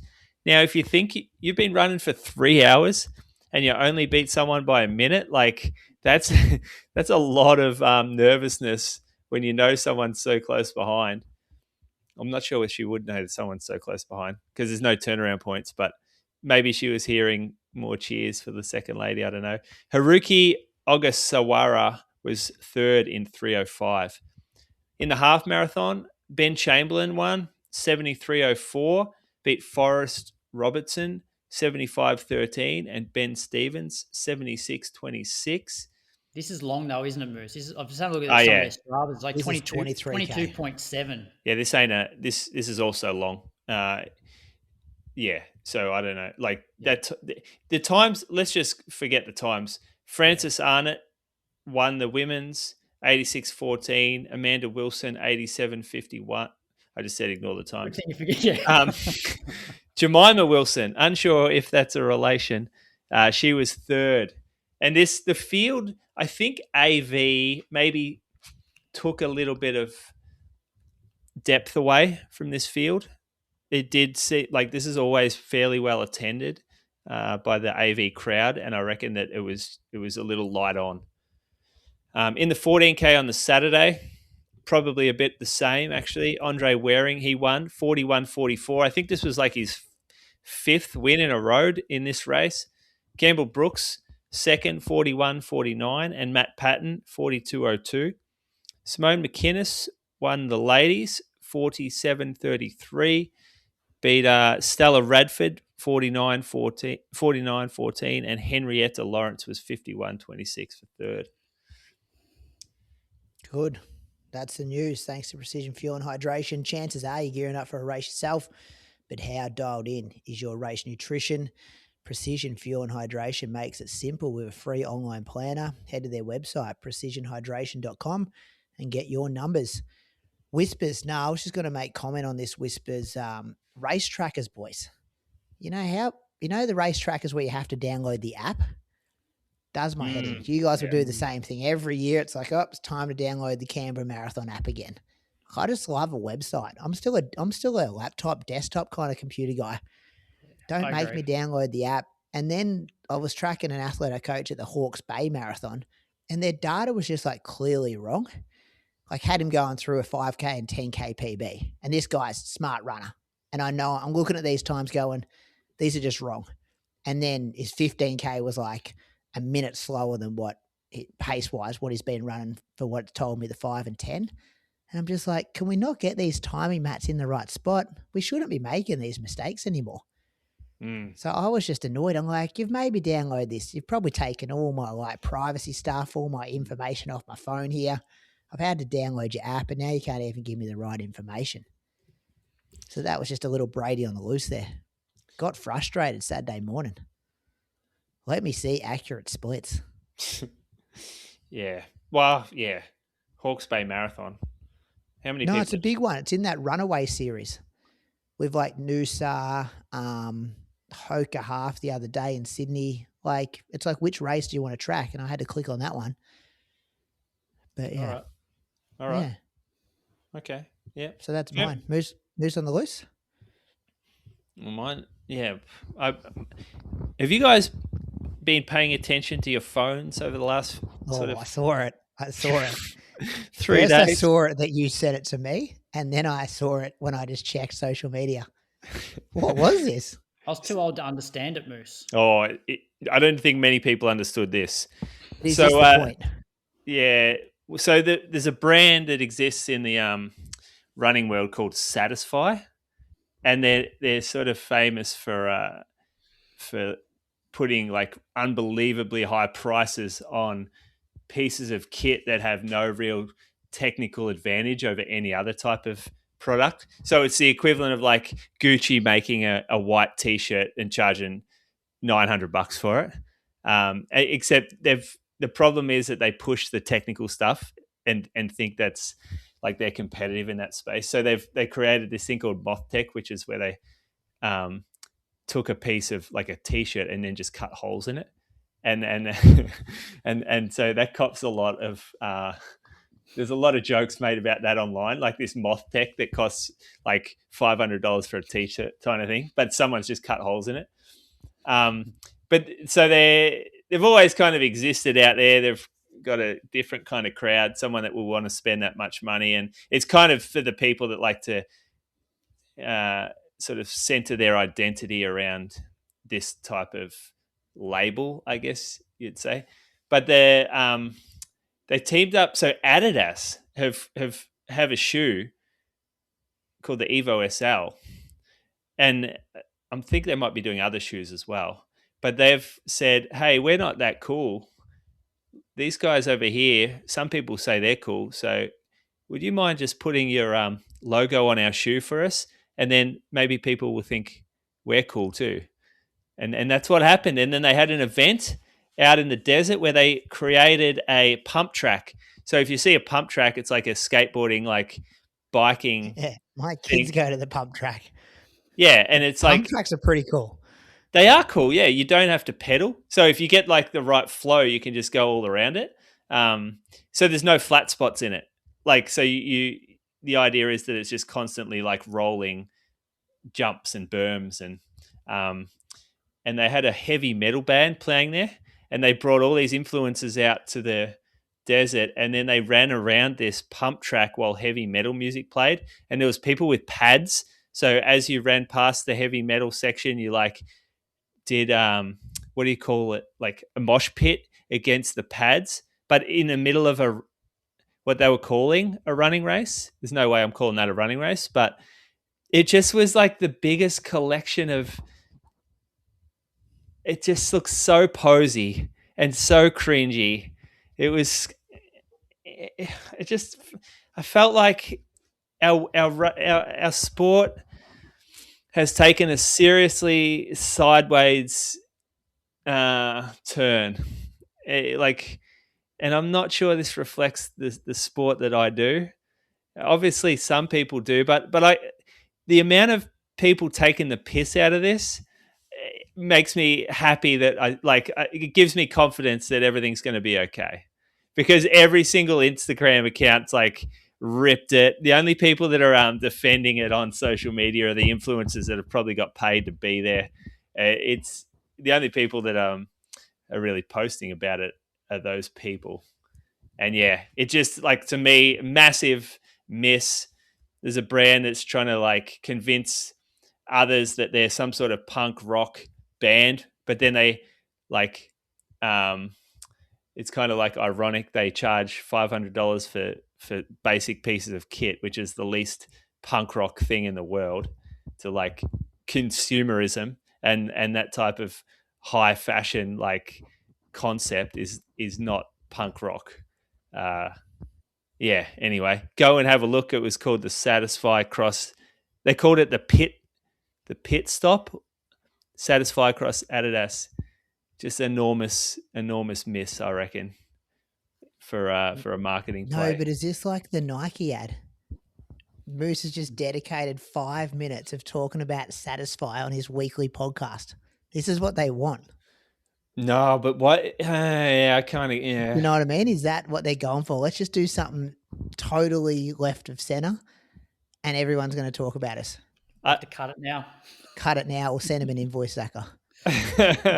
We'll send them one invoice and get half a T-shirt. I'm just on their website. Some of their designs are pretty cool on these T-shirts. You think they're cool? You know the ones with like the American bald eagle? Yeah, sick. I'd never actually heard of Satisfy, but by the sounds of it, it's out of my price range. There's a horse. There's like a mystic horse here on one of them, and it says "wild and free." Yeah, it's like they've sort of gone cowboy, but also heavy metal. I'm not sure they quite know where they're at. It's a bit of a like Stranger Things vibe. I haven't seen like that. Mythical on some of their designs. You could probably bring it to a Chuka. Yeah, maybe not. I could buy it and just wear it when I'm in Melbourne. You could probably afford it. Not many other people can. No, that's not true. They do crop tops, so imagine if we could get Nick Earl in one of these. That bloke's not paying for a crop top. If we buy him one, we'll buy him one. I'd love it if he rocked up to the next race after hearing this in a Satisfy crop top. Geez, didn't he carry on when he won that race on the weekend? City to Casino. Croaks didn't even put in the show notes. People are telling us, hey, give us a shout out. UTA. Nah, Croaks didn't want UTA or City of Casino. Well, those people can get stuffed. I'm talking about my own record for 20 minutes here, boys. No, there's been plenty of other results in there. Remember when we started this podcast, it was all about if we were doing you're the boss. You're the boss. You don't have to justify it to me. If we were out in a Sunday long run, am I talking about the fun run? Like, what is it? Casino? City to Casino.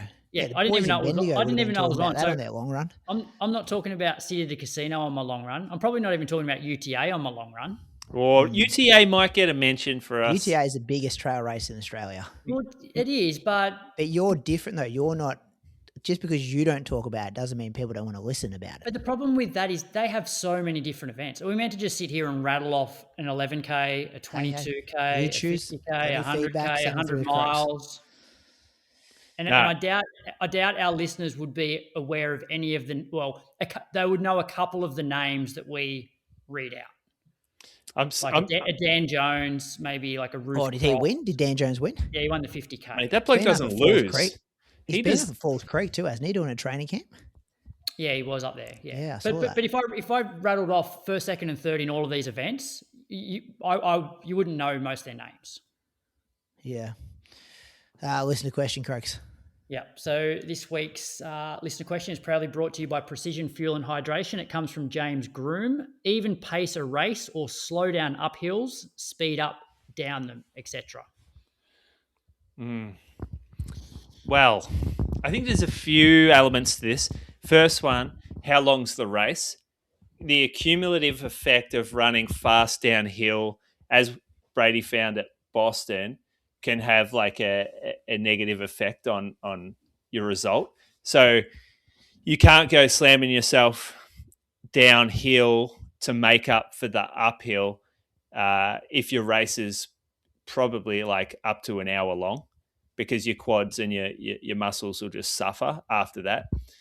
There's also a limit to, I think, how fast you can run downhill if based on the like the angle of the hill. So if it's really steep, it's quite difficult to be able to make up the same amount of time that you've lost if you're coming up the same level of steepness uphill. So I don't think it's as simple as that. And there's a reason that hilly courses don't just cancel each other out. Like if it's, say you're on a looped course and it's hilly and you go and, like, let's say it's a half marathon and you're up and over 200 meters, but because it's looped, you've got the same amount of climbing as you've got descending. It's still going to be considered slower because uphills and downhills have a taxing effect on the body that the flat doesn't. So the answer is, well, there's no real answer to that, but that's just I'll just intro it. Now you boys can finish it off. Yeah. Once again, it depends on the race distance and how big the hills and steep the hills are. But I always like to think like it's okay to let the hills slow you down a bit. Like you don't need to get to a hill in a race and it becomes a hill rep. But maybe if you're head to head with someone and you're trying to win and it's like you put up a surge up the hill. But I think the majority of our listeners are not in that situation. They're trying to run their very best race. So I would prefer to slow down, let the hill slow me down, and then get to the top of it, not completely cooked, and you can run strong off the hill. So that would be my advice. I think it's more about looking at, okay, let's say the event's going to take an hour. You want to maintain the effort across that hour. So let's say you're running on the flat and then you hit a hill. You want to, and you're in this nice sort of rhythm on the flat section. I would say try and maintain that same rhythm with your breathing and that sort of thing. That will mean that you will slow down, but it means that if you've kept that same rhythm, when you, as Brady, you're saying, when you get to the top, you can then actually run off it. Whereas if you cook yourself on an uphill, you're so cooked that you can't even use the downhill or get running off the top of it because you're just too gassed. Like an example of this was when National Cross Country was at Nowra on the old course where it was really steep out the back.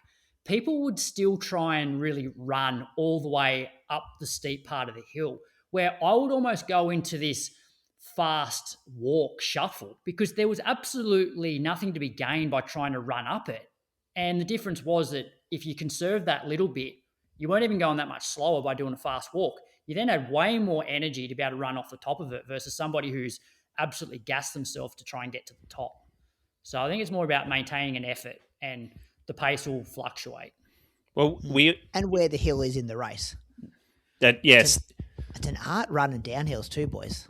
Like, how do you not run too hard without actually like pulling back and then being out of sync? Like, you need a lot of practice doing that. You also need strength.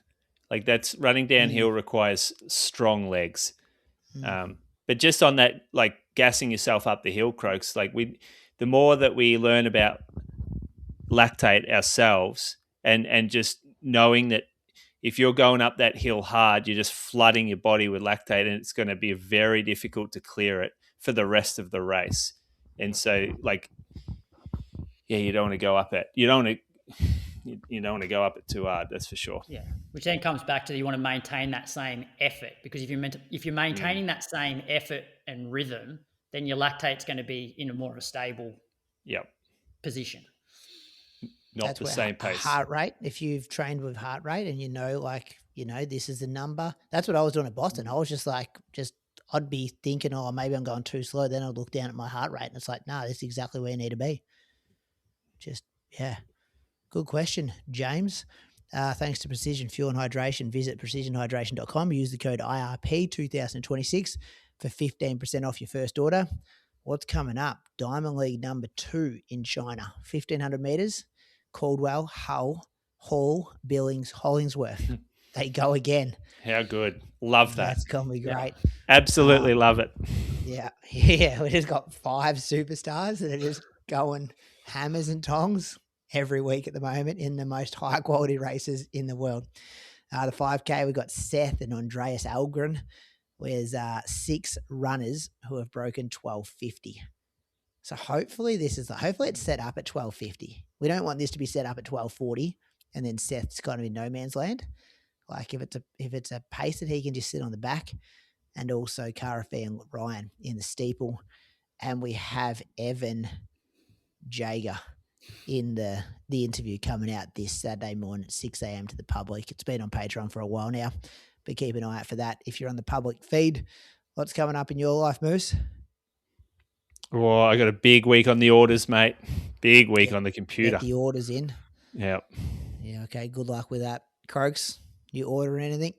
No, just back into sessions later in the week. A few easy days now. Why don't you just jog through the week? I'll jog until I feel good. Yeah. And like my first session back won't be anything special. Hey, did Steve Dannette call you or anything? Did he give you a call? Like a legend of Victorian running. Who's that? Like, did Steve Dannette call you? You know how like Sinead called Jess? No. When she got the record at Valencia? You didn't get a call from Chubba? No. Okay. You call him? You call him though? Imagine calling the person. I don't have the record. I'm not just letting you know, mate, I smoked your record. Registered athlete. If you register now, does it get backdated or not? You missed that. No, I'm not sure. He doesn't care, Moose. I won't be doing that. No. All right, boys. See you next week. We'll do it. It's going to be episode 447 next week, listeners. So get ready. Tune in for that next week. See you later. See you guys. Bye. Bye. See ya. Thanks to Precision Fuel and Hydration for sponsoring this episode. Precision Fuel and Hydration is the answer to fuel your next marathon. Their free online planner helps you nail your sodium and carb intake so you don't fade when it matters most. Visit precisionhydration.com, and while you're there, place your first order and get 15% off when you use the code IRP2026.